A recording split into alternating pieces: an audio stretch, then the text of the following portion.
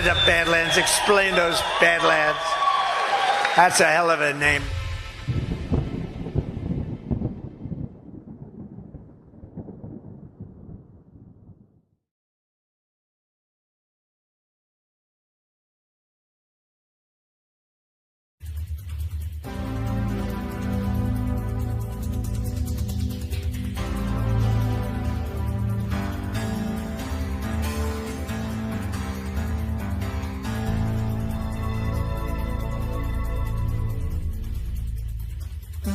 Good evening. Today is Black Monday, the day the Dow dropped more than 500 points. Today the Dow dropped more than 22%. Everybody's panic. Everyone's in panic. Everybody, we're trying to find a bottom. 1929. But this crash in 1987 is not just an American experience. Around the world, stock markets fell faster than a skydiver without a parachute.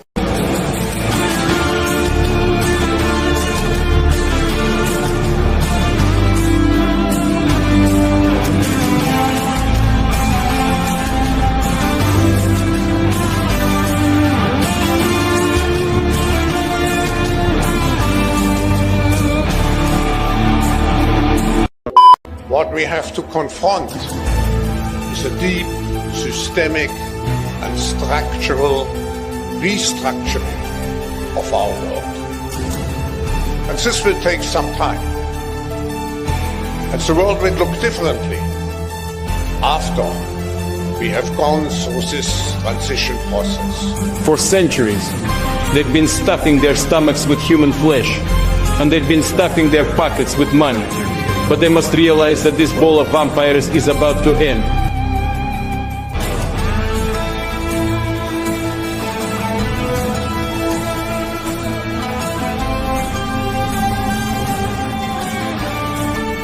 But the common people of these countries in their heart, they can feel what's happening.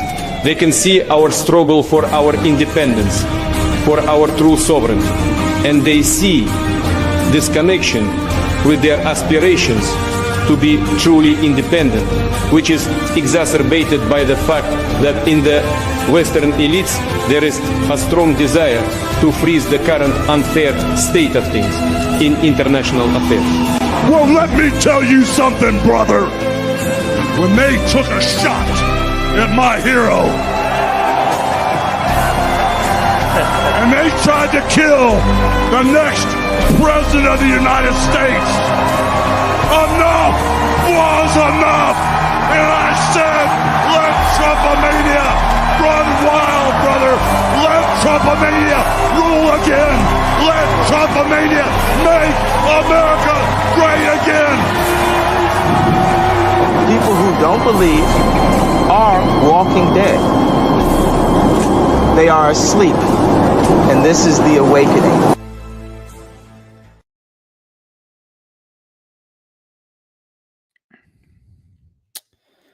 All right. Good evening, everybody. Welcome to the Book of Trump. It is May 5th, Cinco de Mayo. Happy Cinco de Mayo, 2025.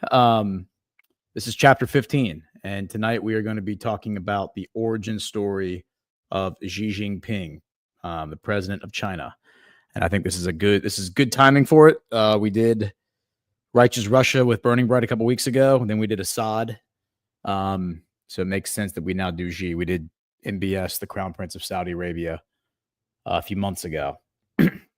So before I bring on my guest, and you could probably guess who that's going to be, but if not, I'll leave you in suspense for a minute. Let's hit an ad and say thank you to our sponsor, and that would be Goldco. The last 4 years have put so much stress on American family finances. Help end the stress now and celebrate the golden age with President Trump by diversifying with gold and silver. Remember President Trump's first term? Gold increased by 55%. Don't wait. Diversify your hard-earned assets and buy your gold from Goldco, now with no purchase minimums. Goldco has been established as a top-rated precious metals company and a leader in the gold industry, providing white glove treatment for over 10 years. Their buyback guarantee assures you that if your situation changes, they will repurchase your metals at the best price, providing you with peace of mind. You may even qualify for up to 10% back in bonus silver. Visit badlandsgold.com to claim your free information and instantsilver.com/Badlands to see how much free silver you can get. Find out the relationship between gold, silver, Trump, and you with the free report focused on Trump and your financial future. That's badlandsgold.com and instantsilver.com/Badlands to take control of your financial destiny. All right. And my guest tonight is none other than Mr. Matt Arrett, my co-host from Breaking History. Matt, how are you this evening? I'm doing very well, Gordon. I'm looking forward to this chat.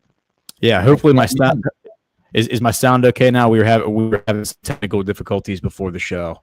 Yeah, there's still a little bit of an issue, but it's perfectly manageable. Not a worry. Okay. It'll be great. Yeah. Cool. Sweet. Yeah. So we actually got back from Plymouth this weekend. We were there for GART. It was Matt's first GART. I actually got to meet Matt for the first time ever on Thursday night. So Matt, it was great to meet you in person finally. And yeah, we had a great time. What did you think about your first GART? It was a blast. It was the density of just good, honest, enthusiastic patriots is something I haven't seen that quantity in such a small space. So it was really good for the soul. And obviously, I write a lot. My wife writes a lot. We do podcasts, but we really interface with the world through this weird medium of this computer screen. So it's just really good for the soul. Take that with real live living bodies and minds and just engage. So that was really good for me. Thanks. Yeah, and it seems like like whenever I go to these things, it just seems like you spend the entire weekend engaged in, I mean, high level conversation, obviously, like because everyone there I feel like is pretty well informed, but also just like authentic conversation. Like even when you're talking about like personal stuff, like your family and everything, it's not small talk. It feels like it's just authentic. So you're right. Yeah. It's good for the soul. And we had a great time. I'm sure there'll be more conversations about the weekend as this week progresses. But yeah, let's jump into the to the topic at hand, and that would be the origin story of Xi. This is something that we've scratched at a little bit on Breaking History from time to time, and I know you're well versed in it. So yeah, I mean, I think I have a few questions as we go, but I'll probably just kind of kick it to you to kind of start us off. I can pull up just the particulars. Born in 1953, June 15th, 1953. In China, his father was Xi Zongzhu. Is that how am I saying that right? Zongzhu? Close enough. Yeah. Zongzun. Yeah, and so his father, I think, was a revolutionary, but then was later supported a separate like reformist movement that put him at odds with Mao. Chairman. Yeah, and then Chairman Mao had him purged, and that I think is kind of the really, really important wrinkle that I think 99% of Americans just don't know. And we should really extrapolate on that and explain how that has formed his character, formed his personality, and made him the leader he is today. So with that said, I will kick it to you to wherever you think we should start first. Yeah, absolutely. I actually put together a few images about an hour ago. I was like, this is something which would really be assisted greatly by having some visual guides to go through this. I mean, largely an enigma for many Americans. What is Xi Jinping? Who is he? And I think you just hit on the essence of the sort of master key to understand the inner drive of the man himself. It's often, he's not a very expressive individual as far as, showing a very animated personality, a brand to the world. He doesn't care about those things. So it's difficult to read him a little bit. The one thing that I found funny is that the worst thing that his enemies could say about him, as far as looking for a slander to try to like piss him off, is comparing him to Winnie the Pooh, which it's pretty funny overall because Winnie the Pooh is just such a likable character. I remember that. Like, I remember whatever it was, like 10 years ago or whatever. That was the meme online was like Winnie the Pooh and everyone was like, "Ooh, don't call him that," or like you'll get like they'll disappear you and send you to like a concentration camp. Like, what's up with like what is the origin story of that nickname? I don't actually know. It does kind of look a little bit. I mean, I see the cute similarity, and I can see if you were a caricature artist, that would be something you might want to be inspired by. But I don't actually know exactly. I'm sure he doesn't really mind at all. Like I said, it's if anything kind of a positive branding when you're trying to demonize and dehumanize a world leader to the extent that the Western, media managers have been doing. The Winnie the Pooh thing is pretty useful, I would say, actually, at increasing your likability factor in a large way. But so, did you mean for me to switch the? Not yet. No? Not yet. I Okay. just geared up for sorry. soon.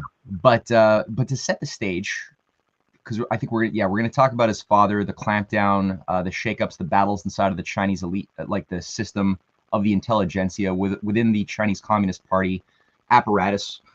Since a lot of people have the mistake of thinking of it as like one homogenous Borg-like thing that's always been this one thing, and it's not. It's even just as today we see faction fights within. There's not one thing called the CPC, the Chinese Communist Party. It's not one thing. There's different factions. There's backstabbing. There's some patriots. There's traitors. Much like every other country, we see battle lines underway, and that's been the case always. And what we'll find is, as you pointed out, Xi Jinping's father, who he says is a great hero of China. He's asserted his undying faith in his father's nobility, honesty, but found himself on the wrong side of a battle line and got purged in the early 60s. But just to get across, like, what is... Yep, go on. And by purge, like, what does that mean? Oh, I'm going to talk about that, yeah. Okay, yeah. So just to get across, like Xi Jinping, so what has put him on the map since he got into power in 2012? In September of that year, there was the former Chinese Secretary General of the party, Hu Jintao, stepped down. There was a big faction fight. I'm going to say something about that. He ended up winning that particular faction fight. He got in, and he began several things all at the same time. Number one was advancing a policy that was not supposed to be permitted, according to David Rockefeller, Henry Kissinger, and others who had formally set the stage for a particular model of how they wanted China to relate to the rest of the world as a cheap labor plantation for the consumer society post-industrial West. That was way back in the 70s, and that had been the case for about 30 years, a trend where China had terrible impoverishment, ignorance, like illiteracy was very, very high. Infant mortality, longevity was, infant mortality was high, longevity was low, sanitation was bad. So labor was thus cheap, sweatshops. And the idea by Kissinger, who oversaw in 1983 actually, let's take this thing down for a second while I rant here for a second. So remove the screen for a sec. Yep.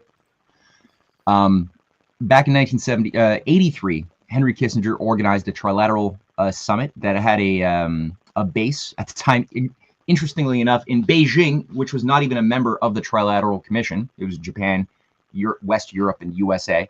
But there was a program for the future of China. What direction would they go? And there was a battle even then. And we could see which tradition Xi Jinping identified with and picked up the torch to defend, which is the one battle by groupings that were aligned with his father. Deng Xiaoping was another one who came in after Mao had died as the most powerful man in China. And that grouping wanted to have overland development, the internal development of industry, large-scale infrastructure, so that the nation could transform from being simply a slave labor plantation. The other faction, supported by David Rockefeller, George Soros was behind it, were of the view that no, you could make more money by not developing your mainland, your internal continental capabilities, just simply stick with Shanghai, Hong Kong, have a few ports that would just simply extract the cheap goods and send them out to the consumer market in the USA, in Europe, in Canada, and leave it like that forever. You'll enrich yourselves immensely. And of course, when I say that, I mean a small billionaire clique would be enriched. The masses would have to remain poor forever, of course. And and that's the way it was in large measure. There was small piecemeal efforts made to slowly try to improve the inner part of China, but it was very slow. They didn't have the means to do it. And keep in mind, back in 1998, there was only something like 3% of the population could qualify as middle income. That's a huge amount of poverty. 1998. It was pretty bad, and it was a bit of the wild west too, right? Like you had in the 1980s Thatcherism, Reaganomics, Gorbachevism, set the stage for the dismantling of the Soviet Union. And in China, same thing. You had Soros scholarships that were headhunting young, talented Chinese students and giving them brainwashing sessions at Harvard and Yale and Oxford, and then sending them back to be big liberal privatizers to open up the gates for ever more free markets and speculation, which George Soros was happy to benefit from greatly. This happened in a big way in Russia in the 1990s. I guess you guys probably talked about perestroika and the rape of Russia of the 90s, the creation of a new billionaire class. Same thing was happening in China. So let's go back to my my image here, and I'll just show you the slide 2 can go up. So yeah, when Xi Jinping came in, he made it a firm commitment. He announced for the first time the creation of the new Silk Road, the revival of the ancient Silk Road strategy that had animated the Tang Dynasty and earlier the Han Dynasty, from the second century BC to second century AD. When the Han Dynasty collapsed, so too did the Silk Road that unified East and West through trade corridors. It was revived again in the 7th century by the Tang Dynasty. Until that dissolved for a variety of reasons in the 9th century or 10th century. And then it was only a fraction, an echo of what it once was. And it was really killed when the British came in there, did the Opium Wars, what's known as the Century of Humiliation from 1840 up until really like 1945, or 1949. That Century of Humiliation is like, if you want to get into the psyche of the Chinese, you got to really appreciate the Century of Humiliation. That's so important, because that's also a big part of Xi Jinping's identity, is never again. What was done for several consecutive generations of having been destroyed culturally by British enforced opium that was stuffed down their throats, the creation of a whole Freemasonic warlord class around the Green Dragon Gang, centered around Taiwan and Hong Kong. Shanghai again and Hong Kong were always the core hubs of the foreign agents that had controlled an organized crime syndicate built up inside of China. That was, again, the Century of Humiliation was bad. It was really, China got downgraded to like less than a third world status. It was a slave state. And they went from being the most powerful GDP in the world in 1802, the most powerful GDP by far of all countries on the earth, down to becoming the poorest within a very short period of time. So it was destructive beyond belief. And the British had even controlled, through the customs houses, the British had maintained full control up until 1950 of all of the customs, the revenue of exports, the whatever tariffs might be put onto goods coming into China for a century before that even. It was all the British who control it, who gained the revenue. So China didn't even have much of a national revenue for that time to determine their own destiny. It was, foreign actors tied to the city of London that had that. So it was bad. So it's been a slow but very intentional fight to become a real, viable, modern civilization liberated from poverty and especially corruption, organized corruption. That was always a top-down thing built up, just like the mafia in the United States. You and I went through that in our last show. The organization of the Bronfman dynasty, right, which is a top-down agency that was part of intelligence apparatuses that was needed to just be the conduits to supply the crack rock, the drugs, as sort of the front men on behalf of the banks that needed all of this drug money to be laundered to maintain banking operations. Same thing for China. So corruption's a big deal. As far as like understanding why Xi Jinping began an anti-corruption crackdown in 2012, which also goes hand in hand with his unveiling of the new Silk Road, otherwise known as the Belt and Road Initiative. That's just a few of the dominant trade corridors moving through the Arab world into Europe and into Africa. with a sea-based corridor. So he announced that in October of 2013. In 2018, an additional Arctic component of the Belt and Road Initiative was announced that was tied to Russia and the Eurasian Economic Union led by Russia. So a treaty was signed between both countries, a strategic comprehensive partnership was locked in that unified Russia and the development of the Russian Arctic, kind of like a Russian manifest destiny, to open up the great frontier of the East and the North. With China's Belt and Road, China started building nuclear icebreakers. They've got, I think, 3. Russia has something like 40. The US has, I think, 1. It's kind of bad. Canada has 0. So the idea was that this Arctic component of the Silk Road was going to cut off 10 days of travel time between goods from Europe to Beijing. It's huge savings of time instead of going all the way around the Suez Canal and the Straits of Malacca. So these are two sides of the same thing, uniting Russia, China, also the North-South transportation corridor that also ties in Iran and India into this, along with Pakistan. So these are all like the types of things that you could see would keep a geopolitical, Kissinger type up at night with nightmares. High tech. So the key is that this is being driven by Xi Jinping made a big focus to not say we are going to stay on conventional rail or even electrified rail, but rather we're going to go for high speed rail, meaning 300 to 400 kilometers an hour average speeds for what is now a 38,000 kilometer rail network of high speed, which will be doubling if the world doesn't, catch fire. But the plan is to double that. And keep in mind, in 2000, there was 0. They also are the only country in the world that has magnetic levitation.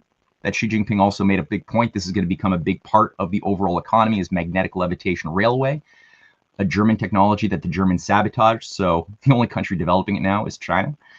I'm hoping that we can get some conversation about this in Canada and the United States sooner than later. I'd love to see Trump announce something like that. I know that Trump has said that he admires greatly the high-speed rail network of China. So who knows? Hope so. And the other thing I'll just point out is that the effect of this shifting of gears, especially after 2012, has resulted in a total transformation of the dominant trading partners of the countries of the world, from the USA in blue in the year 2000 being the dominant trading partner of most of the world to 2020, which is 5 years ago, which you could just see the total transformation of red, where most countries, due to the industrial excellence that has been achieved by China, they've been able to win a lot of partners that have resulted in China becoming the dominant trading partner of all of these countries. So you can see a lot of insecurity there as well from certain people that might not like that idea. So this results in also why Xi Jinping also is thinking not just about the anti-corruption fight that he's been waging for about 10 years straight. It's the biggest anti-corruption thing, and I'm going to say a lot about that. But also the fact that there's a direct kinetic military encirclement of China. These are just some of the, actually, it might be all, but I think it's some of the U.S. military bases that have been built up. A lot of them grew up primarily under Obama, Hillary Clinton, and Jake Sullivan, who together were sort of the pioneers of the Asia pivot. So the idea of refocusing America's vital strategic interests in fighting China instead, and getting out increasingly of the Middle East enmeshment. So that was begun in 2012 with the Air-Sea Battle Protocol unveiled by the U.S. Navy, and then the Asia pivot, which increasingly became in 2022 the Indo-Asian pivot, to incorporate India as another target with China of this broader military encirclement that also includes Russia too, and North Korea. Sort of most of the members of what you and Burning Bright have called the Sovereign Alliance. So that represents a faction of the U.S. military that is less than enlightened, that is preparing to.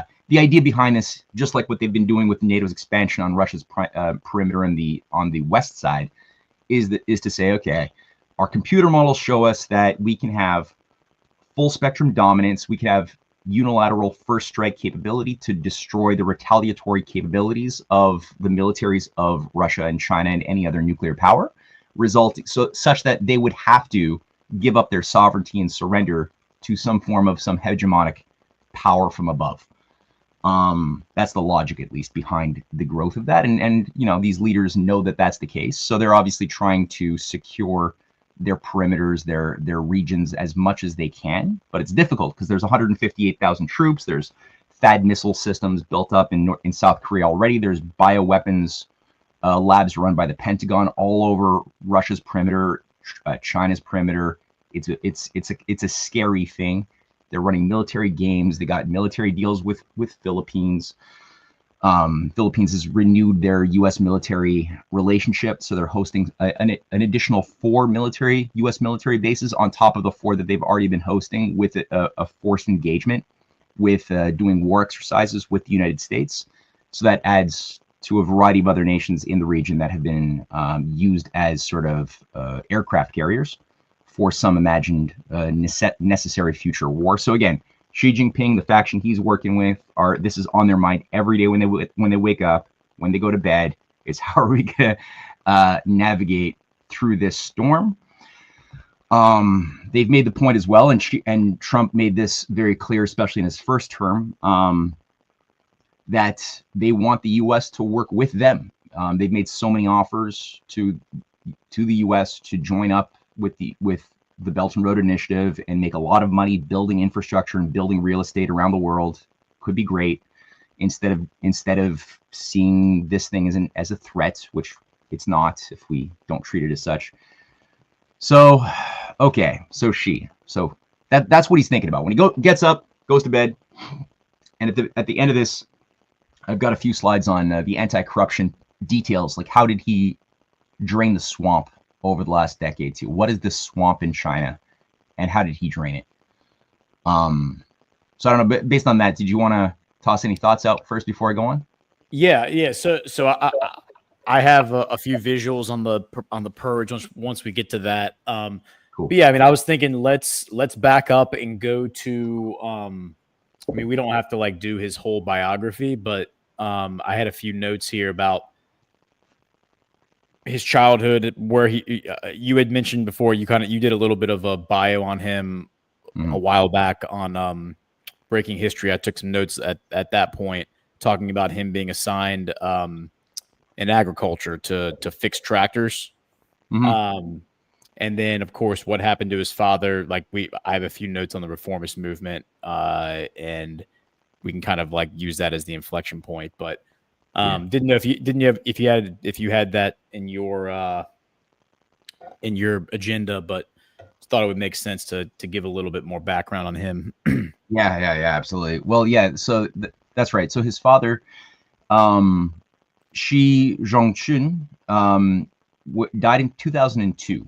He's pretty old. He lived a pretty robust life, but he had hardships, obviously.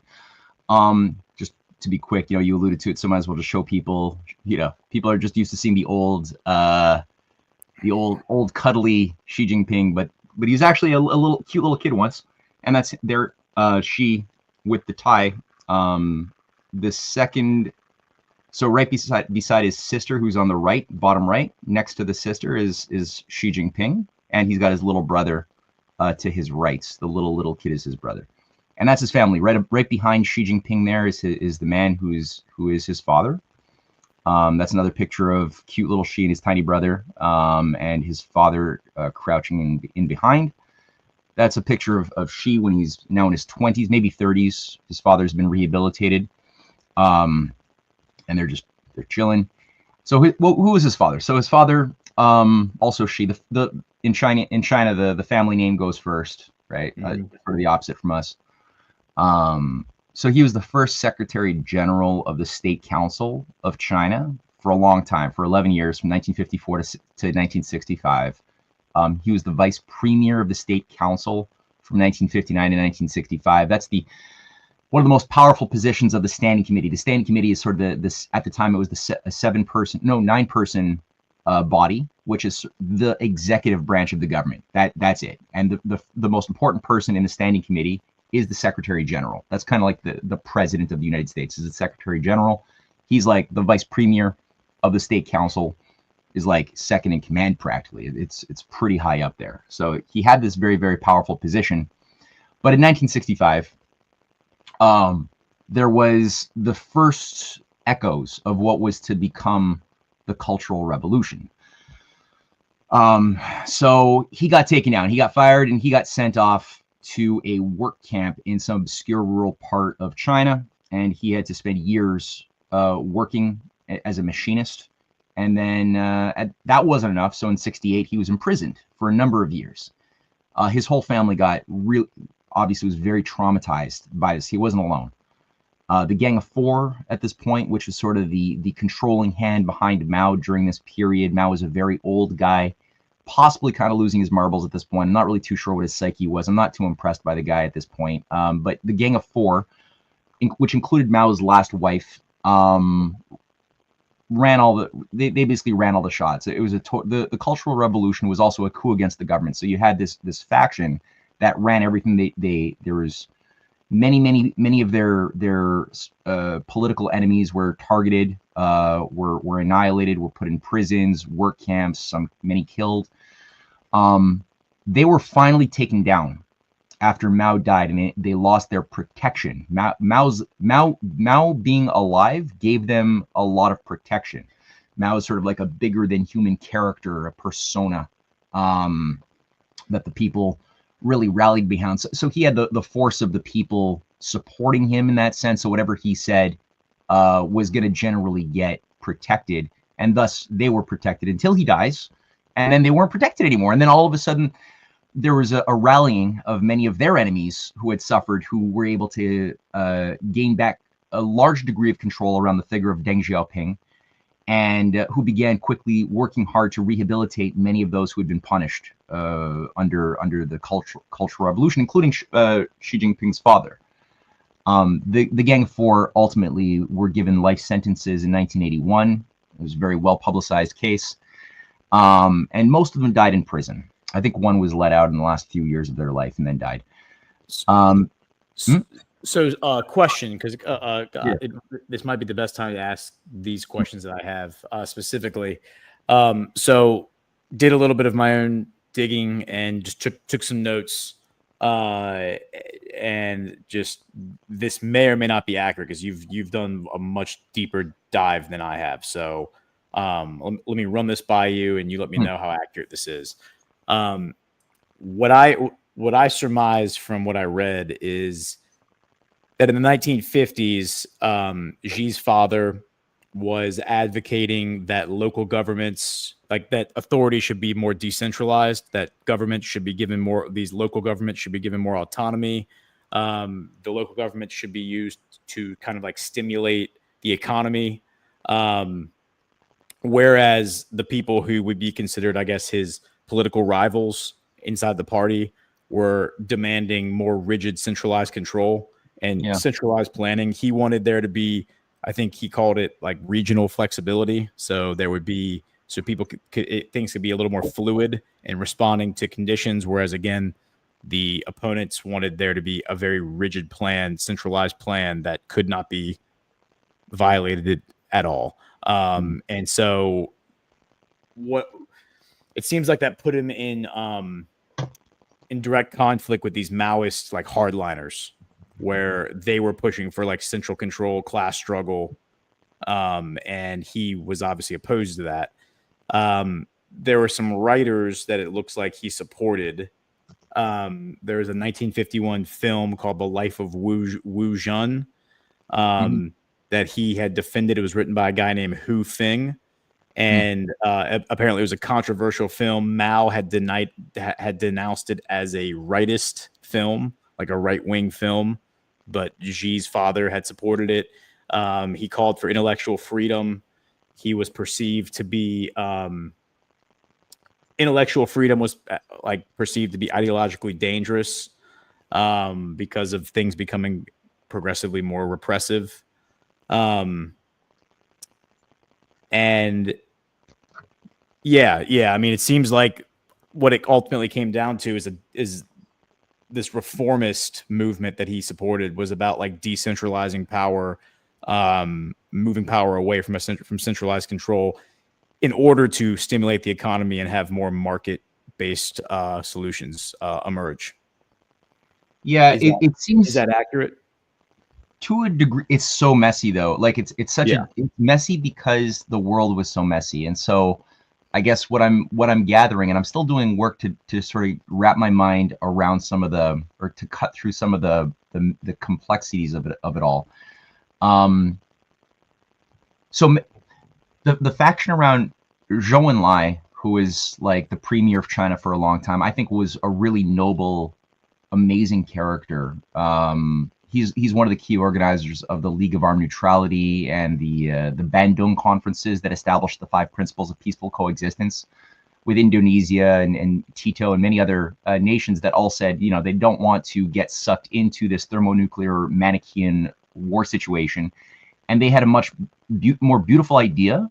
And you could read the proceedings of the Bandung conferences, even, you know, like many of the leading members. My wife Cynthia did a great presentation on this, and she just dropped citations from the speeches from the Bandung conference that Zhou Enlai organized. They're citing the American system as a precedent, the American Revolution, the American fight for independence as a precedent for what they want to do to declare independence from the systems of empire and establish industrial progress and sovereignty for all of them in cooperation. So you have this like philosophy. It's very, very beautiful, but it's built on looking at the best of the U.S. And when John F. Kennedy came into power, there was really like a great hope amongst many of these leaders, especially those in China, like Xi Jinping, who was of the view that they could work with an honest United States that wanted to help them have creative, collaborative sort of dialogue and cooperation on new discoveries. You know, in the early 60s, 61, 62, 63, there was a movement in Russia as well that had a very similar philosophy to wanting to break out of the Cold War and cooperate with people like JFK, who made the offer to say, let's have a US-Russia space program together to not duplicate expensive military scientific technologies tied to space exploration. China was beginning to grow with the help of the Russians at the time, a very robust space program, and the help of the Americans, right? The founder of the Chinese space program at that same time was studying in the United States, was working in NASA, you know, developing the skills, the tools of the trade. So you had this like hope that the US wasn't going to fall, but it did. And I think part of it, so the problem, I guess, faced by people like Xi's father, Zhou Enlai, who got taken down. Both of them got taken down. Zhou Enlai was also sent to a factory. You know, he was one of Mao's most trusted guys for decades. He got sent to a factory.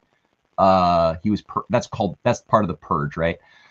There's a number of others, and I think I get the sense that they weren't.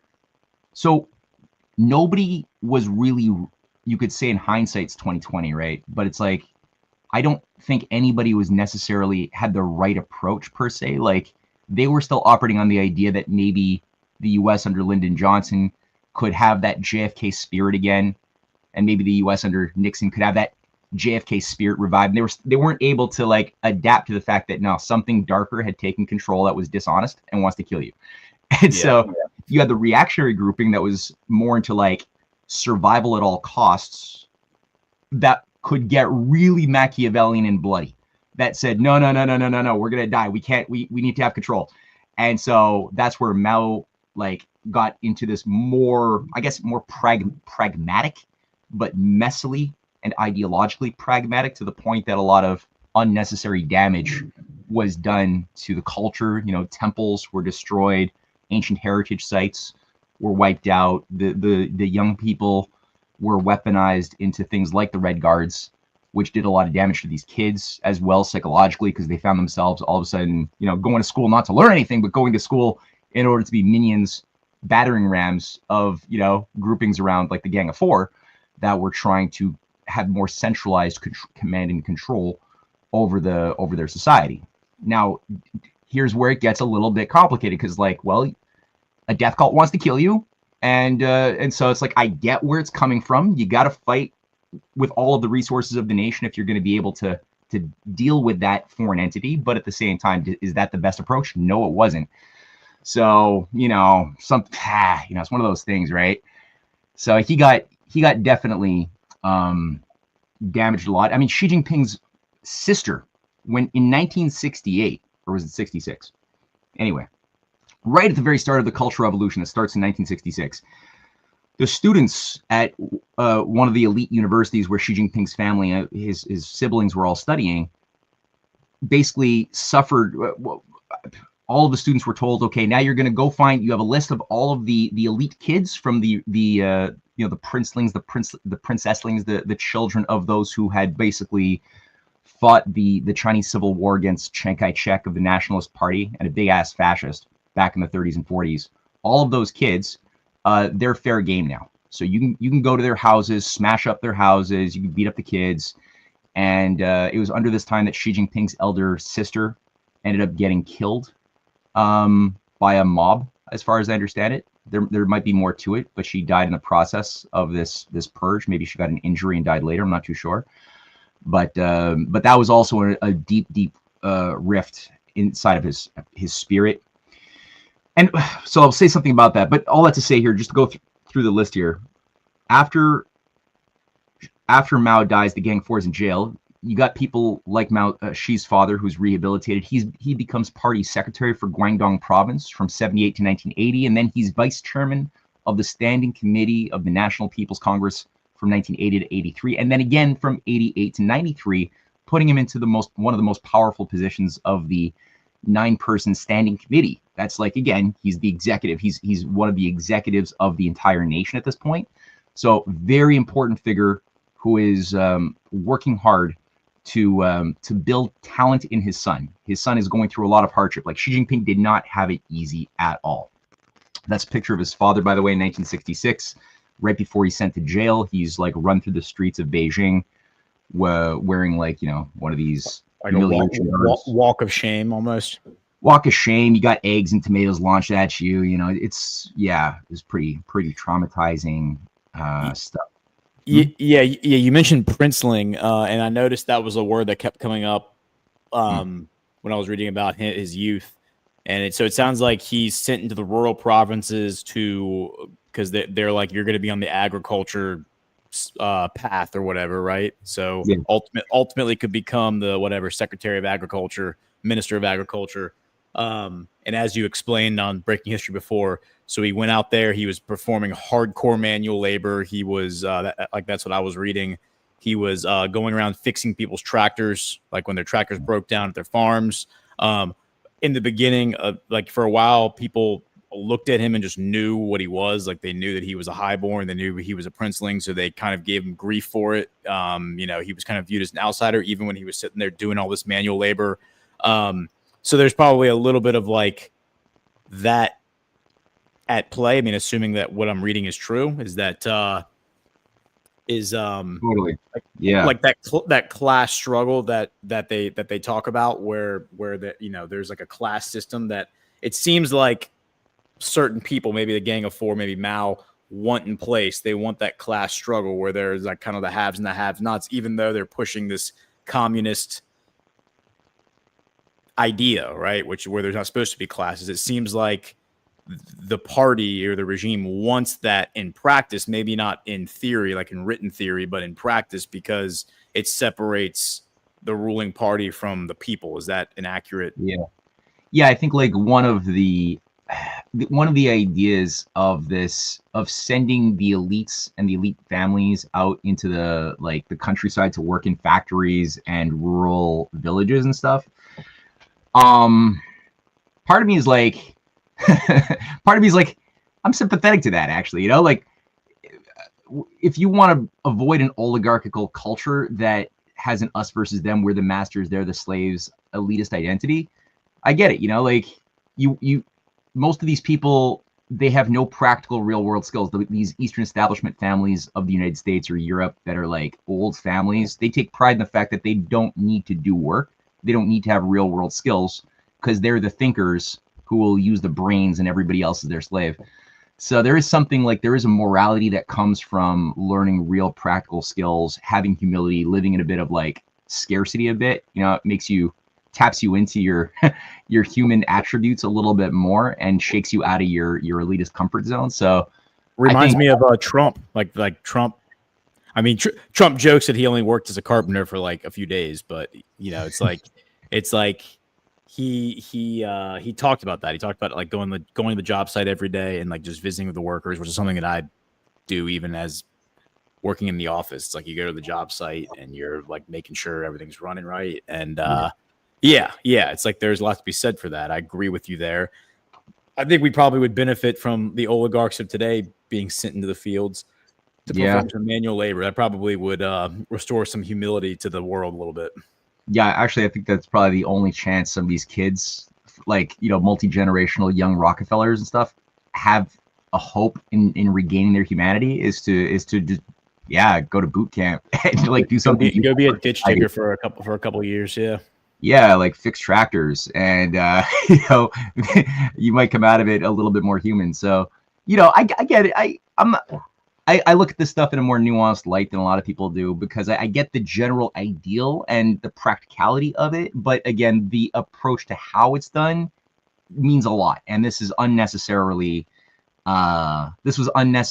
messy, bloody. I don't think it had to go in the direction that it went that way. And I don't think Xi Jinping believes that either. But that's how it went down. And he, like for he could have stayed. He could have stayed in an elite university. He could have done that, but he realized things were not safe for his people, and decided he requested to be sent down to the rural countryside. Actually, he requested that, but life, like you said, was so hard on people. Were at first very rough on him, giving him a very hard time because of his family background, that he escaped and he ran back home to his mother, and his mother got freaked out because she's like, "You're gonna get us into even more trouble now," and she reported him. He was sent to a work camp as punishment for being a traitor, where he had to do even more hard labor for many, many months. And then he went back to the village. It was the Liang Jiahie village in Yan'an and Shaanxi province. And he, like you said, he ended up earning really the admiration of all of the people. Like, he just devoted himself with a new mindset to really just saying, I'm going to give myself to the people. I'm going to make that the purpose of my life, is be the best part of myself that I could be. And he just excelled. Like working really outside the box to find new ways for agricultural improvements in their community. He helped bring in different technologies, chemical fertilizers, other things that helped increase the bounty, though he still chose to live in a cave. And he says during that time he had to overcome the 5 hurdles, as he described it, during those years that he was living in this little village. And those were the hurdles of overcoming fleas, food, life, labor, and thoughts. So, you know, the negative thoughts that hold us back, like all of these things, there's a big process of going through the fire. And again, he lived in a cave. Today it's a big tourist site. People go from all over China to this tourist site in this village to see the cave that he lived in. So I meant to ask that too. Like when I was reading it, it kept saying he lived in a cave house. So he lived in an actual cave. Yeah, actual cave. Total actual. There were a lot of people. There were a lot of porous caves in this mountain area, and a lot of the people from the village lived in these things. Very tough living, not easy. But yeah, he trudged on. So that was up until like 1973. He was doing that. And he was so prominent, and word got out that he was asked to lead social education in an adjacent village, so that he became all of a sudden put in positions of greater responsibility, because again, the literacy was still very low, technological awareness was very low. So he was assigned to come up with curriculum to help teach the basic, like, you know, intellectual skills to the peasants. So that was a big thing. He was very successful at all of these accomplishments, and he just kept on doing the tasks that were set out for him, doing it very well, ahead of schedule. He ended up working. He was approved. Finally, in 1974, he made 10 requests to become a member of the Chinese Communist Party, because that's like, if you want to really get through a glass ceiling and have more responsibilities, you got to be a member of the party in general. You don't have to be a member to go into politics, but there will be glass ceilings. Now, in China, I think there's something like 98,000 members of the party, so it's a pretty big party. There's 1.2 or 1.3 million people in China, but 98,000 of the people are members of the party. Now, it's still 1.3 billion, right? Not million. I said what you said. Yes, billion. Billion. Yes. Okay. Yeah. So, and I said 93 million. Yeah, are members of the party. So it's 1 out of maybe 11, 1 out of 12 people. You said 93,000. So 93 million members of the party. Yeah, I was intellectually taking off zeros. Yes, You're taking off zeros. You were shorting us a few decimal points there. So 1.3 billion people, 93 million party members. Yeah, so quite a bit. But he got rejected 10 times. On the 11th time, they finally said, "All right, fine, we'll fine," because his dad, right, and Mao was still alive. The Gang of Four was still alive, so it was not easy. A lot of obstacles were preventing him. But as soon as he did, then all of a sudden he organized the development of iron industry co-ops, water supplies, like little dam building projects and initiatives in various villages he was assigned to, land reclamation, so transforming deserts into agriculturally productive zones. Like he was doing a lot, and so his skill set was really building and figuring out how do you organize manpower, if you don't have any engineers, but you want to build a dam, what do you do? So, he had to really start thinking through the human component and how to making systems more productive. And this is 1974. The guy's still in his 20s. And from there he gets accepted at Tsinghua University, one of the biggest universities, and he studies chemical engineering for 5 years. And from that point now he's like a serious chemical engineer on top of the real world skills he's built and administrative skills. So again, and he's studying the classics. That's another thing. He's studying poetry. He's immersing himself in classical poetry, in Confucian philosophy. It's really saturating through and through. These are like the soul of China is located in these things. So the guy's becoming increasingly a philosopher king. It's clear. And by 1983, he's becoming an administrator of the Hebei province, which is a big province in China, creating a new tourist industry, building up real estate, more infrastructure. He ends up going down. Oh, what do I got here? Oh, right. Yeah, here's a picture, actually. So that's Deng Xiaoping, who takes over when Mao dies on the left. That's Zhou Enlai, the guy I like a lot. On the right, who was a close collaborator of Deng. Deng was his sponsor. He was the one who was also sent to the countryside to dig ditches when Mao was in power. Unfortunately, he got rehabilitated, but as soon as he was rehabilitated, Mao was still alive, but he like died within months in 75, and then Mao died. So Deng was the guy who took over. And when he took over, he basically like laid down the gauntlet, purged the Gang of Four finally, and these guys all went to jail. Like I said, that's pictures of them. The one Jiang Qing. On the second from the left, that's Mao's last wife, Zheng Shunqiao, Wang Hongwen, and Yao Wenyuan. These were all, again, very powerful guys, died in jail. So there was a shift. That's when the Cultural Revolution really ended, when these guys were like, when Mao dies, these guys are taken down. This guy, Deng Xiaoping, gives a speech in 76 and tells the people, hey, you're allowed to criticize Mao. He's not a god. And he creates like a big healing process, because all of a sudden the people are allowed to self-criticize the mistakes of the Cultural Revolution. It's not something that's untouchable anymore, because before that you weren't allowed to say anything bad, or else you get a dunce cap, and eggs thrown at you. So that was, again, a big part of the spiritual healing of the people. That's one of the popular signs in China, saying like these guys are no more. So these things were like printed all over China at the time, just to get across like it's over. You can think differently now. The damage, mind you, before I get back to Xi Jinping, just to get across, it was really rough. So poverty was super high. Again, like average life expectancy in 1974 in China was something like 53 years of age. Was your average life expectancy. Infant mortality was super duper high as well. So all of these things sucked. And so the big thing in Deng Xiaoping's mind was, how are we going to practically overcome that? Like, how are we going to we have very little industry. So what do? Of course, at the time, the world is crazy. And David Rockefeller and Kissinger show up and say, okay, we got an idea. The idea is we'll start transferring you technology and in industry that we want to get rid of in the West, and you'll make money. You'll start getting access to some industry, but you got to stay poor forever.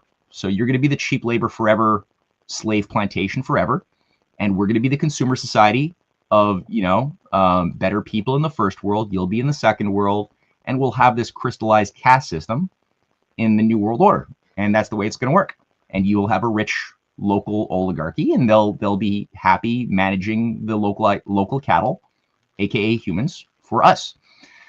So Deng Xiaoping, I guess he had a long game, and said, okay, well, we need the skills, we need the industry, so let's go along with that. And they played along, but there was a long game that I think even Kissinger didn't realize how far ahead the Chinese were actually looking at this thing, with the gamble that they would come out of it somehow on top. That was a very big gamble, because when you look at what was happening in the 1980s, what I have here on the photo is George Soros on the left, and this guy in the middle, who's the Secretary General of the Chinese Communist Party or the Communist Party of China, I guess is how the Chinese prefer to hear it.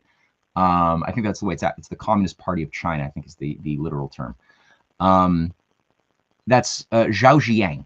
And Zhao Ziyang, he goes from becoming the Chinese premier, where he brings in and opens up the door for the David Rockefeller, George Soros operations, open society operations get set up inside of China in the 1980s. Mass privatization begins in a full-blown way. He brings in what's called the Fourth Industrial Revolution, that I think people have come to understand is a very poisonous idea. But he gives a speech in 1983, Zhao Ziyang, saying the emergence of the Fourth Industrial Revolution is upon us, and China has to be a cybernetics hub for this new type of world, which is going to be like somehow uber Marx to the extreme, right? Like technocracy beyond anything ever imagined is what was being put into words. You had people like Alvin Toffler advising, the futurist, who's advising Zhao Ziyang going to China at this time, 1981 to 84. Alvin Toffler is advising Zhao. Milton Friedman is down there meeting up with Zhao Ziyang, advising him on how to do proper deregulation and free market everythings.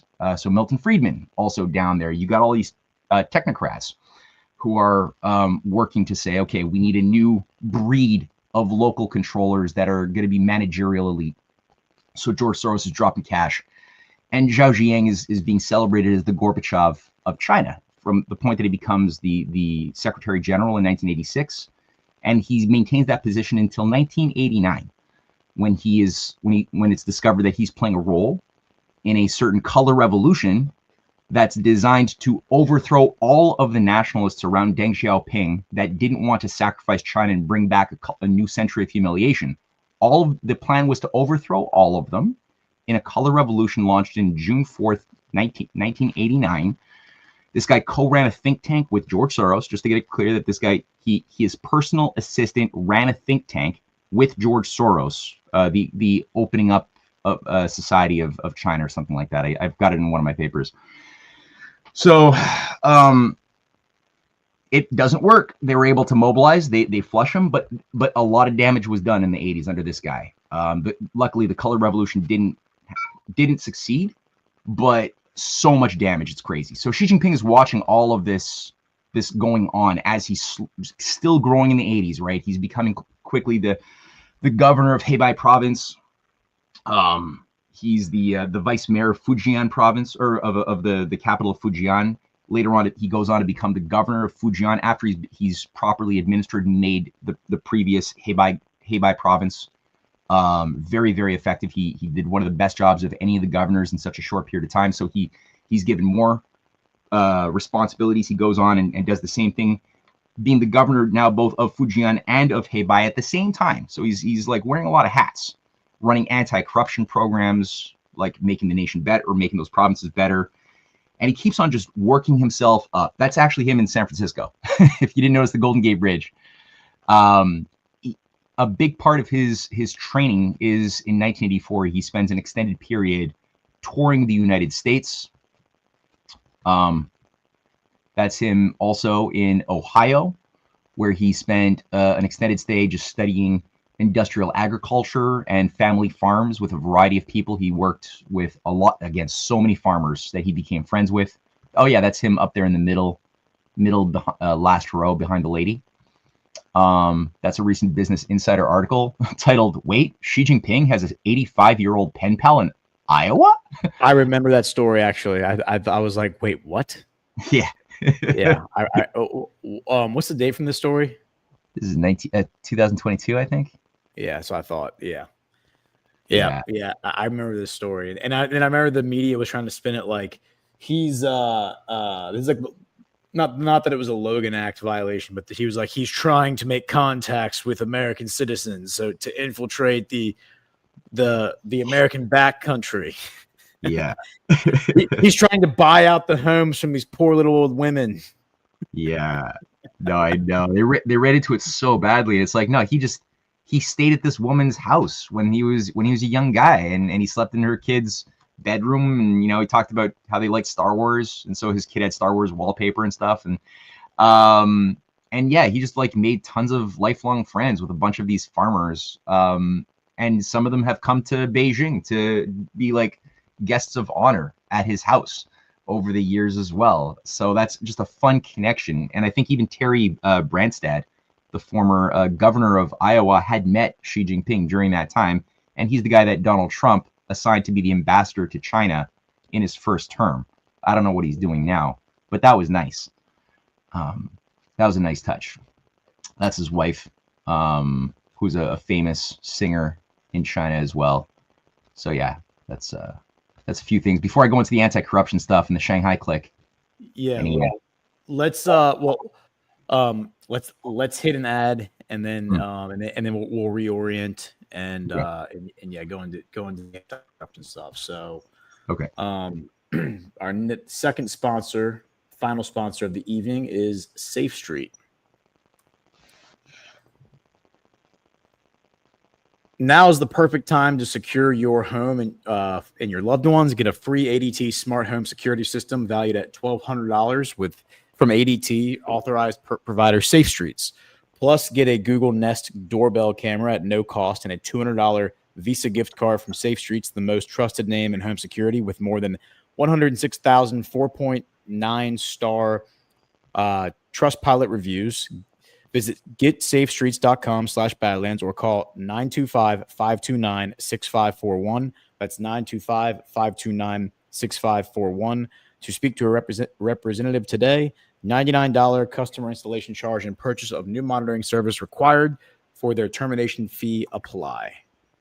So thank you to Safe Street. Yeah, and I would say before you get going is I meant to say before, this whole idea of sending the oligarchs' kids, the princelings, into the country to work the fields reminds me of what a lot of the Saudi royal family does, where they send at least the good parents, it seems like, send their kids to go live with the Bedouin for a couple years. So like the boys go to live with the Bedouin, which is kind of like going, like, seems to me, from what I understand, it's like a Boy Scouts. It's like you're going to go live with the Bedouin, and you're going to go learn how to survive in the desert for whatever, a year or two, or however long it is. Maybe it's like seasonal, like in the summertime or something. But yeah, it's like, because you're not going to be, because if we let you just run around Riyadh, you're just going to become like a little like spoiled rotten shithead, and you'll become one of these princesses who goes to Paris and spends $65 million on credit and then doesn't pay her bill and leaves Paris, and then King Governor Salman has to throw her in prison for being degenerate. So it seems like that's kind of like a theme I'm seeing around the world, that in places where there's huge wealth disparity, like a wealth gap, it's like the wealthy decent people, like the people who have money but are still maybe have some sense of moral of morality, are wise enough to send their kids to like rough it in order to like gain some humility, perspective, life skills, whatnot. And I think there is definitely value in that, and that's something that I think we are losing at an increasing pace in the United States. Yeah, no, it's definitely something I think that would be an important part of the formula for developing integrated human beings who might be able to be from even families of privilege and have access to abundance, but not be corrupted by it, but be grounded and still have access to their humility, their humanity, their conscience. You gotta have something like that, just as part of like the whole experience of growing up, right? Somehow that's got to be integrated if we're gonna eventually have a society that's fit to survive. So yeah, like I get that, and you can see the effect of that when you look at just Xi Jinping's overall well-roundedness. Like, he was put through some real tests and trials, and it's sink or swim, and most people, when given the opportunity, will find a better part of themselves that they need to find in order to just like navigate and swim. It's like the mommy bird, nudging the little baby at a certain point off the branch. You can't stay on the branch forever. You got to learn how to fly, and it might be uncomfortable, but you're gonna have to figure it out. Otherwise, you're gonna be a really shitty bird, just hanging on branches forever. So yeah, so I guess that's a good shifting now to the last segment of this sort of formal aspect of the show, which involves, I guess, a video. Let's play that little video. So in 20. Oh geez, it's 2022. I think it's 2022. Here, let me just pull it up. Can I get the YouTube video up? Yeah. So he began in 2012 a giant anti-corruption crackdown that's been a huge theme of the last decade, that bigger than anything else we've ever seen in Asian history or the history of any country. It's quite astounding. Oh, you even got a thing there. Okay, yeah, he moves. Yeah. Yes. Yeah, so he called it the Tiger and Flies campaign, and the idea is high level and low level officials. And so the bullet points I have, you have the Tigers, who are the high level officials, taken down. This is kind of the list of the really notorious ones, and you can see most of them got taken down in 2012 or early 2013. Like right after he comes into power. And then it also says hundreds of provincial, ministerial, and state enterprise executives were also purged. And then you have the flies, the lower level officials, millions of lower tier bureaucrats, village cadres, police were investigated. There were 2 million officials punished by the Central Commission for Discipline Inspection by 2021. Crackdowns often extended to bribe taking, embezzlement, abuse of office, lavish lifestyle, or moral degeneracy. There's that word again. And then I asked the machine, I asked an AI, when Xi came into power, did he go after his rivals? And the answer was yes, ruthlessly. And it lists out the moves, anti-corruption campaigns, the purge of the Badlands, arrest of Zhou Yongkang, the PLA restructuring, and leading small groups. So I'm sure you'll probably get into some of that stuff, but that was kind of the high level. But the purposes of these were to justify purges, to eliminate potential challengers. This is according to the machine, so I don't know how accurate this all is. Break security apparatus faction, consolidate control over the military, and centralize decision making. I do remember the PLA restructuring, because Burning Bryce talked about that a few times, but like he removed generals who were disloyal. I think he kind of created like a commander in chief kind of position almost, where he like put himself in charge of the military the same way the president would be in charge of the military in the United States. So yeah, I'm going to kick it to you, but those are just kind of the bullet points that I had noticed. So let me remove that and kick it back to you. Cool. Yeah, no, you're totally right. And those are, I mean, it's hard to fathom the quantity and the surgical strikes that he made on this very deeply enmeshed deep state structure that had built up from the top down and from the bottom up at the same time over the course of many decades. This is not a new thing. And it's true, they were his political enemies. And that's where I think a lot of the anti-Xi Jinping slander campaigns in the West that we often encounter, they tend to make it seem as though because people in power were targeted, they must be good, because somehow only good guys get targeted Only politics?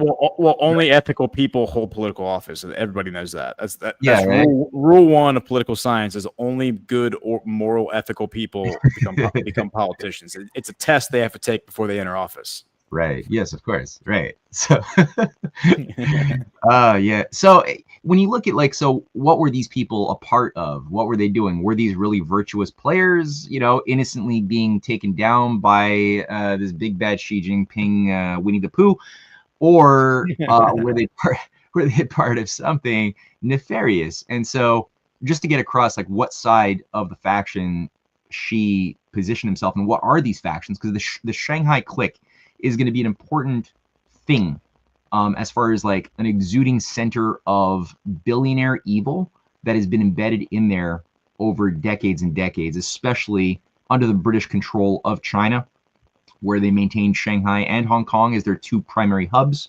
And that later on was amplified by David Rockefeller when he was working to create his new billionaire class of local managers in the early 80s with Kissinger. So that Shanghai clique became a very insurrectionary, dangerous part of the China power structure. And here's one representative, a leading representative named Hu Jintao, being publicly humiliated in 2022 at a Chinese at the Congress Party. I think it's the 19th Congress Party, the 20th Congress Party. I lose track.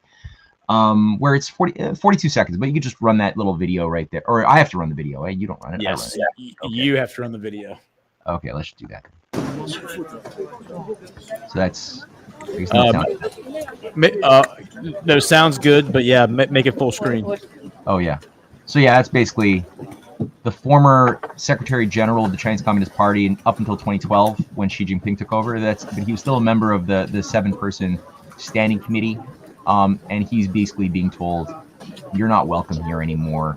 In the middle of this most important conference that happens once every 5 years in public, the whole world is watching, and Xi Jinping signals to his assistant that this guy, who formerly was the head of China, must be removed. And you can just see this guy just completely trying to hunt. He doesn't want to leave his seat. Yeah, clearly doesn't want to leave his seat. Watch what eggs do to your. What a power move to do that, like right then and there. And he's just standing right there, just kind of like staring at him, like, yeah, time for you to go. Yeah, exactly. So let's do the presentation mode again. So can you present? Oh, here it is. Yeah, we got it. Okay, so just quickly, that's 2012, right before Xi Jinping is going to be the guy. The main kingmaker at the time in the middle is that guy Jiang Zemin. He was the Secretary General throughout the 1990s. I think he left in 2003 and gave over the seat to his protege Hu Jintao, who was the guy we saw being escorted out. That guy is younger there in 2012. He didn't age very well, but that's him on the left. So you have Hu Jintao on the left, you got Jiang Zemin in the middle, and you got Xi Jinping on the right. So Jiang is at the time, like, he's from, and all of these guys are from, like, they're all princelings. They're all second generation children of leaders of the Long March from the 1930s during the battle against Chiang Kai-shek. Super wealthy billionaire groups on the left. So they represent, Jiang Zemin is the head of the Shanghai clique. So he represents the new age of the billionaires that was really groomed during the years of George Soros, when things began to become really privatized. Nouveau riche were created quickly, and people like Miles Guo, for example, who people might know from being the New York-based super rich Chinese guy. He was a billionaire, grew his wealth during this time in the 1990s, given sponsorship by Jiang Zemin's grouping. After he had played a key role as a provocateur during the Color Revolutionary attempt, sometimes known as the Tiananmen Square massacre, which was really not a massacre, but it was a color revolution run by the CIA and Soros that failed, and thus they branded it to be some evil Chinese massacre, which it wasn't. And I've written a lot on that, which is controversial for a lot of people to hear right now. And ask me if people want to write me an email to prove that point. We can do it, or we can talk about that later. But all I have to say, that guy Miles Guo who began collaborating with Bannon and was a great friend of Tony Blair when he left China because he was part of this anti-corruption crackdown and to avoid jail for a variety of things, including his work bribing officials and delivering state secrets to China's enemies, while he was also working for J.P. Morgan's outfit in China in the 1990s as a real estate mogul and banker. He avoided jail and he escaped through the assistance of the CIA and set up with the help of Tony Blair in one of the most expensive apartments in New York. Actually, that's how he got his like $15 million condo, was through a letter of recommendation written by Tony Blair himself to the building manager that said, okay, you can buy the condo now. And then he began to team up and create his whole, what is it called? The Federal Republic, or was it his new state of free China? He had a flag that he wrote for it. He made his own national anthem. Kind of a weird character, very zany character, but he was part of this Shanghai Click faction as well. So you had this whole thing that continued to grow. In 2022, this is already a bit old, but Global Times, which does some good work, it's one of the official mouthpieces of the Chinese leadership. They maintain this website for the English-speaking world, and I think it's a pretty useful thing to have on people's bookmarks to just check out every once in a while. If you want to know what China's thinking, read Global Times, or CGTN or China People's Daily are the other two pretty big ones. South China Morning Post is another one that's pretty big. But they had this article pointing out that China in the last 10 years punished 4.7 million people, high level, low level, mostly members of the Chinese Communist Party, in decades-long anti-graft campaign, which touches on what you just went through with the photographs that you showed. The key guy that came up, and I saw that you zeroed in on him as well. Very happy you did that. Was Bo Xilai. Bo Xilai was the guy who was going to become the Secretary General in 2012, not Xi. So he was the favored one behind that. Hu Jintao and Jiang Zemin were backing, because he helped Jiang Zemin consolidate his power in the 1990s. That's what Bo Xilai was up to.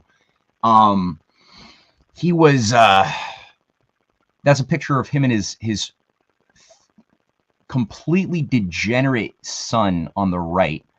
Bo Guagua. Bo Guagua went to Oxford Balliol College, Harvard. He lived in Canada. He lives, I think, in Canada currently. He is a leading business analyst and executive for PowerCore, which is a Rockefeller Desmarais company with deep penetrations to subvert China since the 1970s. But PowerCore is like what runs ran as a monopoly most of the energy infrastructure of Quebec. It actually was built up in tandem with, remember in our last show on Breaking History, I went through the whole Brascan, Brazilian Light and Traction, as a Canadian Bronfman run entity. Yeah. That Brazilian Light and Traction had another branch in Quebec in the 1950s, 60s called Montreal Light and Traction, which got its name changed to PowerCore in 1961 when the cyberneticists under Pierre Elliott Trudeau took control of Quebec, and had sort of a bit of a branding change, but the same power structures were still there. So this is tied in directly to the Bronfman apparatus that also runs Brookfield, that's tied in a number of directions into the Epstein networks and Ghislaine Maxwell and Israeli intelligence on that level. So you got this kid who's working as an executive with that thing. To this very day, in 2024, he married the daughter of the KMT leader, Husu Wen-cheng, who is a leading figure within the KMT. And that's the Taiwanese party, just to get a sense of his family's alliances. And he's got a weird reputation that he never really denied of having 100 girlfriends. His wife just left him because of that fact this year, unfortunately. But so this guy, Bo Xilai, was going to become not Xi Jinping, but it was going to be this guy who was going to run China. He was known as the Al Gore of China. He was more green than Al Gore. And so, yeah, that was one of his monikers. Does he also claim to have invented the internet, or is that just Al Gore? They might be fighting over that, the tubes, right? Yeah. So yeah, this guy, was taken down. He was the first target, and rightfully so, with his whole network. That you had a bunch of their photographs on your screen. In 2012, Yes, he was arrested, given life imprisonment, embezzlement, and he had like estates. He had a $7 million villa in Cannes in France. He had another mansion in Nice in France. So he had all sorts of graft left and right. Yeah. He was also like, what I read was that while Xi and his father did not support the use of force at, you may have already said this, I'm sorry if you did, but they didn't support the use of force at Tiananmen Square. This guy did. This guy was like advocating it for it. Was like, yeah, like use the tanks, like run those people over, like let's get the show on the road. Exactly. So, he was working with Zhao Ziyang, that because the way it was being sold. So this is how the formula was going to work: was that Zhao Ziyang was going to become the people's leader, who was going to speak out in opposition to the rest of the big bad government that was supposed to go and do a mass slaughter. And like, you had a bunch of agents provocateurs, as you always do with these color revolutions. So a lot of young people are congealing. Originally, it was for the memorial of a recently deceased beloved leader. So they all went to Tiananmen Square in memory of this guy. They also had bad inflation because of the George Soros business class running rampant, following Milton Friedman's logic. So that was destroying the Chinese economy. They couldn't afford cost of living was going up. They couldn't afford it. So they couldn't afford basic life. They couldn't afford their tuition. So they were protesting to have some of these needs met by the government. But the way it always works, once you get a bunch of young people together, and then you can amplify with a few, like they tried to do on January 6th. You just position several dozen rabble rousers. You make some Molotov cocktails available. You get a few people just throw some rocks, some Molotovs at a cop or two, and before you know it, you can often succeed in getting the mob to go crazy, because a cop or two might react to getting lit on fire by taking some shots into the crowd. And as soon as a few people get shot, all of a sudden the mob takes over. And at that point, you got it.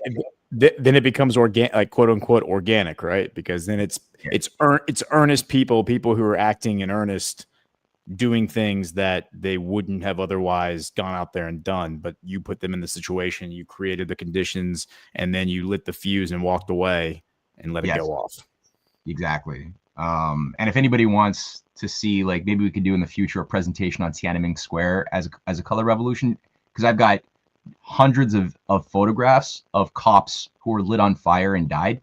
Like, more cops died than civilians and students by a large number.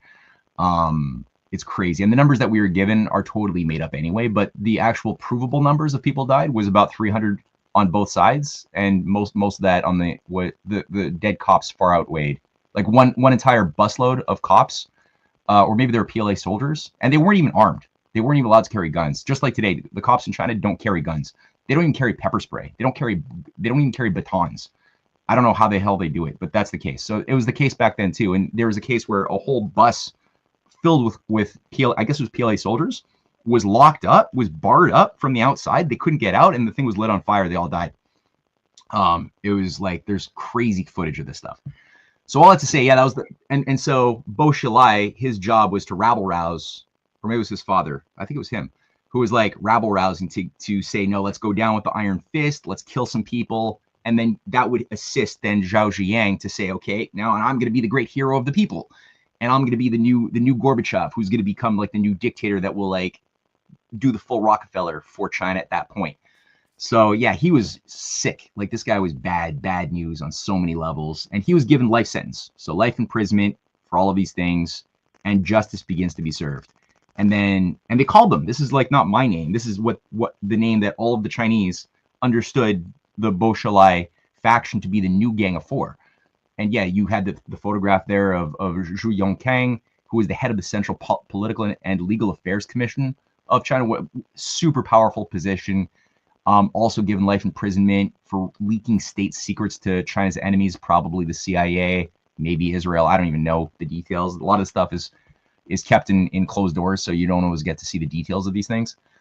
Xu Kaihu, vice chairman of the Central Military Commission, arrested 2014. He had so much in his mansion. he had boxes of cash with people's names who would receive all of these different like packages of cash, very well organized. And it took days to just like move all of this stuff out of his house. And illegal material he was getting from the government that he was sending to foreign powers. I don't know which powers, but again, like these are high level traders in the state who are they must have been so well protected to get the positions of influence that they were enjoying. And Ling Jiahua, vice chairman of the Chinese People's Political Consultative Conference, again, life imprisonment for selling state secrets, bribery, embezzlement. A few more recent ones, you got Ma Jian, the vice minister for public security, which is like the CIA practically. Like that's the CIA of China from 2006 to 2015. Life in prison. Zhu Yongkang, okay, we already mentioned him. Life in prison. Now, Pepe Escobar made the point that both of these guys were the handlers of Miles Guo before Miles Guo escaped China. And they were also close allies to Ling Jihua, who was the chief of staff to Hu Jintao, the guy who we just saw Xi Jinping send out, right, and get publicly humiliated, who was also found guilty of bribery and sentenced to life in prison in 2016. So Ling Jihua was the chief of staff of the guy who got escorted out of the room? Yeah. Yeah. Interesting. Exactly. Interesting. Yeah. I have him on my list over here of pictures. So yeah, there's another guy too from the Bo Zhilai grouping who is the chief of police of Chongyan province, which Bo Zhilai ran, and or Chongqing. And this guy was the police chief. And it was weird because in like 2013, he ran off to the US embassy. He like drove 300 kilometers to the US embassy or consulate to call for sanctuary, because he's basically saying that because he was the bag man for Bo Zhilai for many years. Like he was the most corrupt of police chiefs. And Bo Zhilai, it was becoming clear that Xi Jinping's campaign on corruption was going to result in this guy being forced to testify against Bo Zhilai, and Bo Zhilai made it known that he's going to kill the police chief before he lets it happen. The police chief was so scared that he got into his car and drove and begged the Americans to give him sanctuary. And finally, after a bit of a fight, they whichever American was making decisions basically said, we can't do it. We want to help you out, man. We can't. And they basically the embassy. They're like, sorry, dude, we actually work for Bo Zhilai, so they're like, oh yeah, we'll help you. Come on. And then they open the door and push him in, and then it's like Bo Zhilai sitting there being like, what did you think was gonna happen? Yeah, that's sick. But that's probably exactly how it kind of went down. So he ended up becoming a key person to testify against Bo Zhilai. Finally, though, actually, so it worked out, and Bo got justice served. There's so many, right? Like this is just I said 4.6 million. Now it's well over 5 million persecutions by different corrupt officials. Many so high up. A former head of the Chinese Merchant Bank in February 2024 was given a suspended death sentence. Tian Huiyu, some of these names are hard to pronounce. Another former defense minister was arrested in 2024, Li Shengfu. The former head of the People's Bank of China was arrested and given a suspended death sentence in 2024 for taking $53 million in bribes, and probably a lot more than that. The head of Chinese Interpol was jailed for 13.5 years in 2019 for bribery charges. Former justice minister like Sun Liajun, also hugely influential vice minister of police of the country, not even of a province, was arrested in 2022 on corruption. So the list goes on, and when you look at it, here, we just stop this. When you look at things like the World Economic Forum assets, like what's his name? I'm blanking. Who's the Bill Gates of China who called for a coup d'etat in 2020? What's his name? Jack Ma. Mm-hmm. Yep. Like Jack Ma is another example. He was not in the government. He was not a member of the party, but despite that, he was a synthetic cardboard Bill Gates style cutout and a transhumanist who is a World Economic Forum trustee who went and called right as soon as his Ant Group and Alipay were being put onto the market for international investors. The day before, he gives a speech saying, oh yeah, we need a complete revolution in banking to undo the Bank of China and the national banks of China from having any say over the destiny of the nation. And we got to get more modern.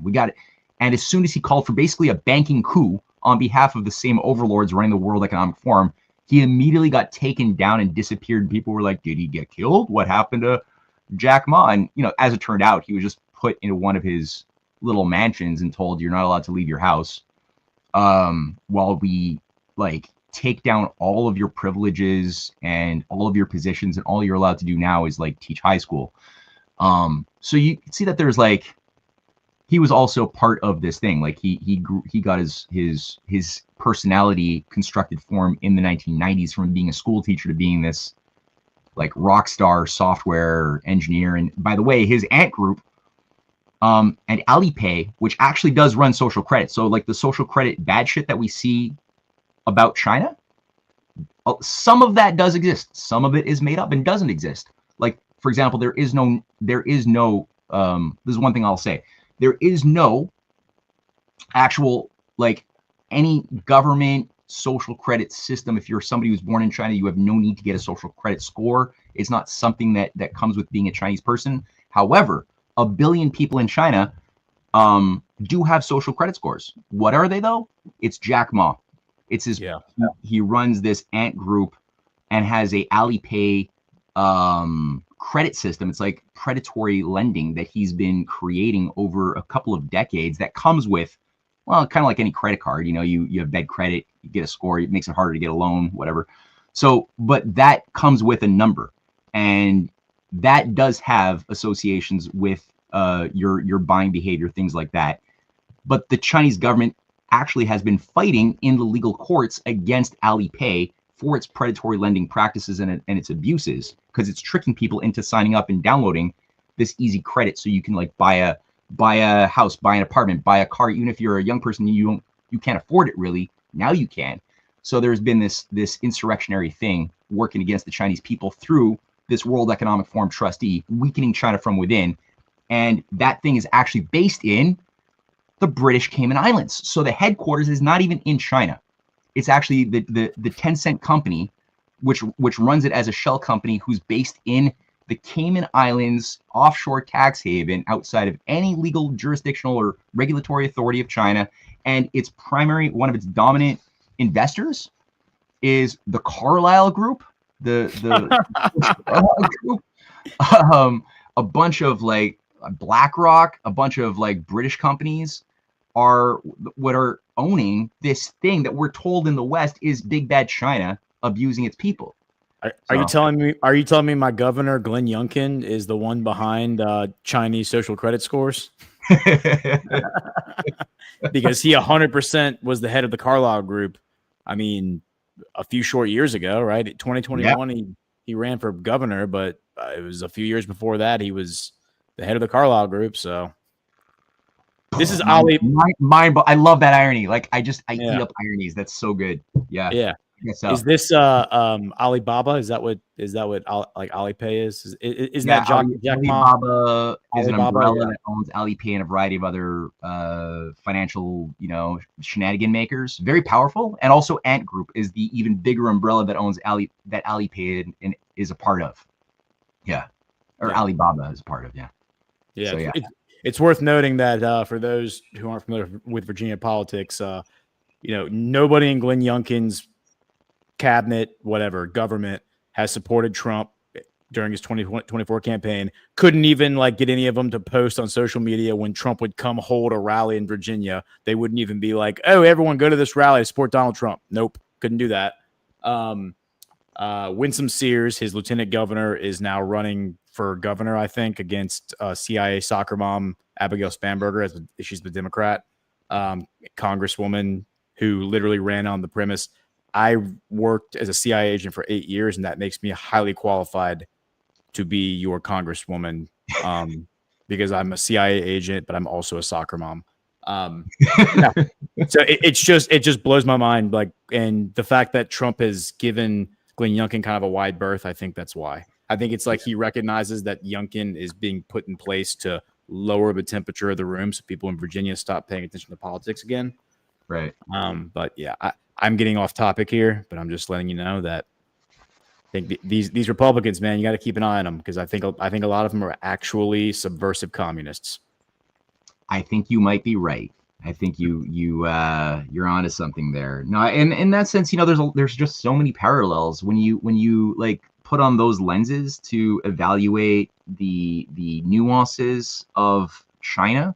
You start seeing a lot of those same patterns in our own backyard in the United States, as far as the power structures, the traitor factions, patriots, people who are confused, are inclined to go. But I mean, you've got battle lines, you've got a historical current, and a death cult wants to the same death cult that ran the Civil War in the United States to break up the Union back in the 19th century. Those same Wall Street, City of London bankers that inflamed both the anarchist, radical terrorist, left abolitionist, movement at the same time as they were fueling the fires for the radical terrorist-fueled slave power factions of Albert Pike in the South. Those same divide to conquer Freemasonic networks that were tied to the British High Command, right, that had just destroyed so much of Russia during the Crimean War from 1854 to 1856. They annihilated Russia to break it up and divide it from within and balkanize it. They were at the same time working to destroy China through the Opium Wars at the same time, right? Organizing the Chinese Civil War in the 1850s to 1856 to 1860s. You had the Taiping Heavenly Kingdom Rebellion, which is a foreign finance directed civil war to rip up China while China was also fighting the Opium Wars against the British Empire at the same time as the Americans were fighting to keep their nation together. And it's always the same subversive intelligence agencies and Freemasonic outfits, working to destroy everybody. They're still there today. That's where HSBC came out of, right? HSBC is a big part of America's current drug problem to this very day. It's the Hongsheng Bank of Commerce, based in London, still owns, like 2/3 of the credit issuance of the Hong Kong money supply. It's the Hong Kong bank that's even to this very day on the Hong Kong money, right? They're still there, designed as they were originally in 1865 to run global drugs to destroy nations and civilizations from India. Same thing, right? It was the crown jewel being, genocided nonstop, like 200+ million people murdered by controlled famine under the British Empire for those 180 years. Rebellions put down ruthlessly by the British overlords and Rajas. Like, it's all the same thing. It's one evil ass beast that wants us to all fight each other instead of realizing that it's the same thing that wants to kill us all, right? So, yeah. Yep. I'm just now realizing that that Xing Zhao, well, I'm not gonna be able to pronounce his name to make it distinguish it, so I'll just show you a picture. But because I was about to ask you about the security purge, because I know that Burning Bright had informed me of us when he did his dive that Xi had done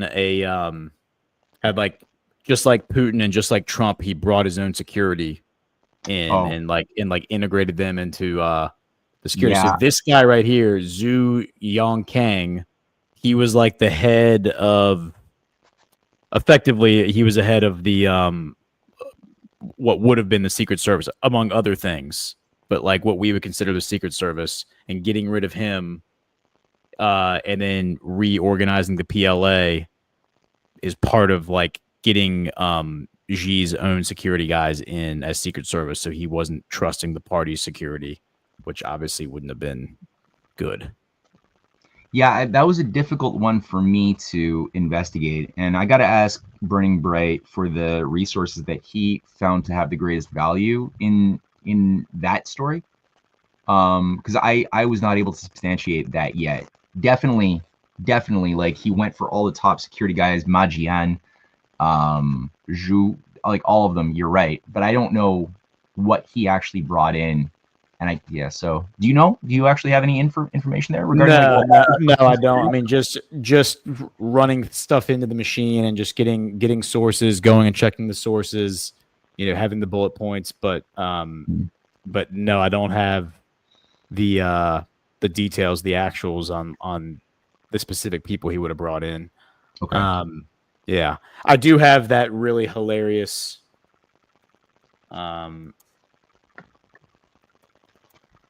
meme of 1 minute. What is it?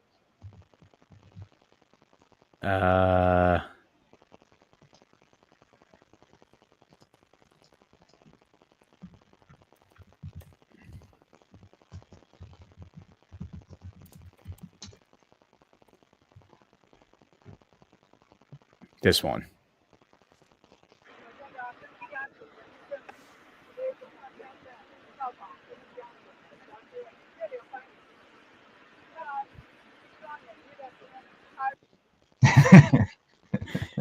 Yeah, it's like when Putin and Xi's bodyguards met each other, and they're just like just a couple of bros. Yeah. It's a dangerous job. They both know like just how much they're carrying around so much weight, right? Every day. But that's a cool moment. So we can probably start to wind down. I don't know how much more you have, but we can certainly keep going as long as you have material. So yeah, no, I mean, I got the essentials that I really wanted to just get out there for people, especially like I was thinking newbies, like people who really have not taken the time to really do any deep dive. I didn't want to go into an extraordinary amount of detail, but enough for people to hold on to and chew on. That would give them a sense of the thing, and hopefully enough leads. Like for example, my wife and I, we've published for those, like I'm hoping that people will want to do more work and maybe read the books we've put out. So we've done like 2 special reports that we published on Amazon called Breaking Free of Anti-China PsyOps. And they're full color, and there's a lot of material for readers in there that go into much greater detail on a lot of the elements that you and I just, raised ever so briefly today. And a lot of documentaries that we've made too, like the deeper story on how China kicked out George Soros back in 1989. We made a whole video on that. So it's a 30-minute video on our website. So all that stuff is I think highly strategic, especially at this point in time when there's such a full spectrum war to weaponize so many conservative minds against China as their new hate object. And it's I think so dangerous that this is happening. People because they just don't know, they're very susceptible to a lot of the make-believe stories they're being fed by creative writers in intelligence agencies that are telling them like, oh yeah, by the way, China lost 1 billion of their people, and there's actually only, did you know there's only 250 million Chinese people because COVID killed 1 billion of them? And I've had a lot of really smart people just in the last week alone tell me that, oh yeah, there's only 250 million, maybe 300 million Chinese. Everyone's dead. And it's like, look, I've got hundreds of friends, teachers, and all over China. Like, because that totally happened in America as well, right? It's like we lost 300 million people, and we only have 30 million Americans left, right?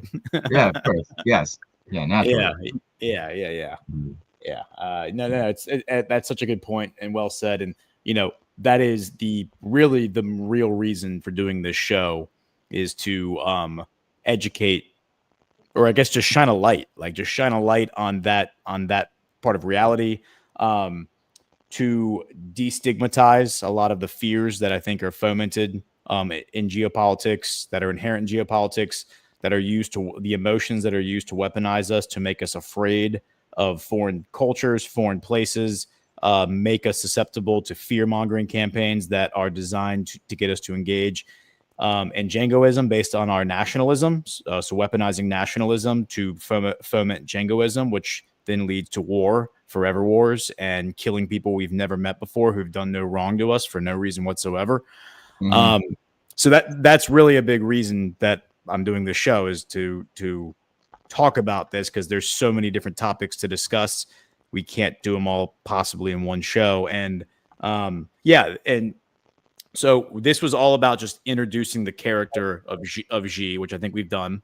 He's going to appear, obviously, in a lot of stories that we're going to talk about moving forward on this show, as both a central character, a supporting character, cameos, what have you. But now people, I think, at least understand some backstory, that he, just like Putin and Trump, have a unique backstory. It's not the backstory that the MSN has told you about, that the CIA has told you about. and there's a lot of circumstantial evidence to support the theory that he is not what the media has told you he is, and he's not animated by the motivations that they've told you he's animated by, which is namely to destroy the United States through economic warfare. Right. Yeah. So I definitely appreciate you being here, Matt. Let's see if we have any rants or boosts. We will read those. Okay. Yes, we got a few. So John in Connecticut, $10. You guys are the best. Thanks for everything you do. There's no one who does it better. Well, thank you, John in Connecticut. Appreciate you, brother. Thank you. D Patriot 1776, $5. Great show, Gordon and Matt. It was great seeing you both at GART. D Patriot, it was great seeing you as well. Appreciate you coming to GART. We had a blast. Yep. Wish I could have stayed the whole weekend, but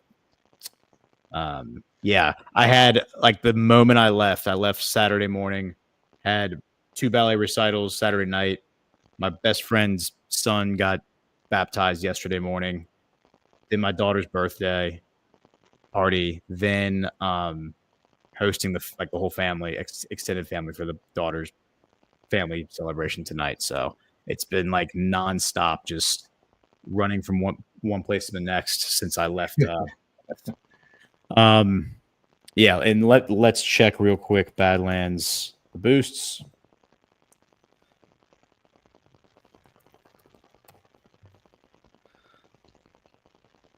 All right. Let's see.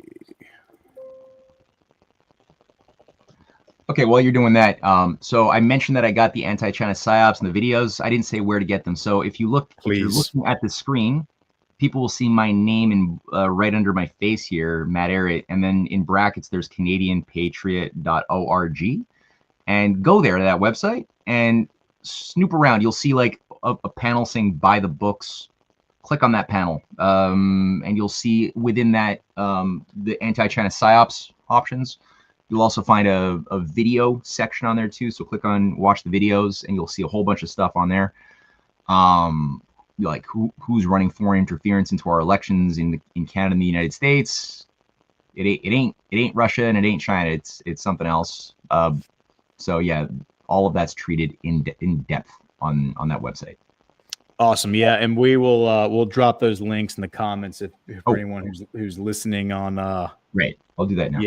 Yeah. Go ahead and do it on the Rumble page, and that way people can just access it as they're reading.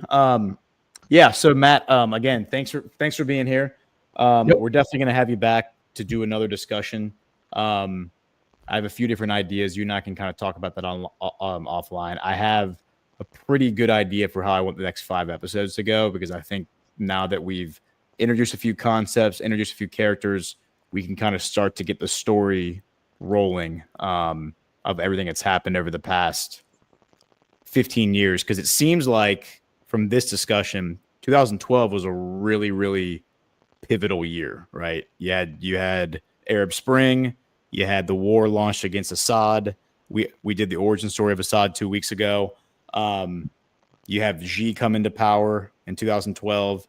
It seems like Putin around that time kind of shifts from trying to make friends with the corrupt West to basically like deciding, okay, these people are never going to make friends with me, and I just need to figure out a way to work against them. And then, a few years later, Trump, the rise of Trump. So there's a lot of moving parts here. We've started to evaluate some of them, but I really think the story that we're going to start to piece together over the next 4 or 5 episodes is going to be interesting.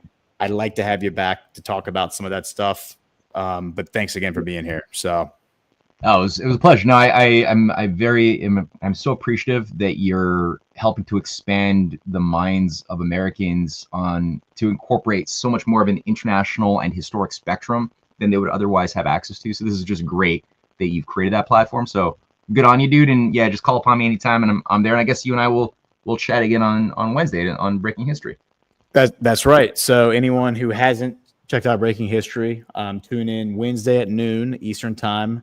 Matt and I, we kind of do what we just did for different topics. Sometimes we have a predetermined topic. Sometimes we just evaluate the news cycle using history as the lens. And I'm just kind of stalling right now while the outro video loads. But yeah, so thanks again, everyone. We have Culture of Change right now on Badlands Media. That started about 20 minutes ago. So go check that out with Ash. And then we have Baseless Conspiracies at 10:30. And then tomorrow morning, I will be back on Badlands Daily with Brian with CanCom. So cool. All right. And I think that does it. So there's the outro video. Thanks again, Matt. We will see you Wednesday. All right. Till then. Bye, everyone. Hit the thumbs up, everyone. Thanks again. Thank you so much for joining us, and don't forget to hit the thumbs up on this video. And a special thank you to all of our advertising partners. Please remember to shift your dollars to support those businesses that support Badlands Media.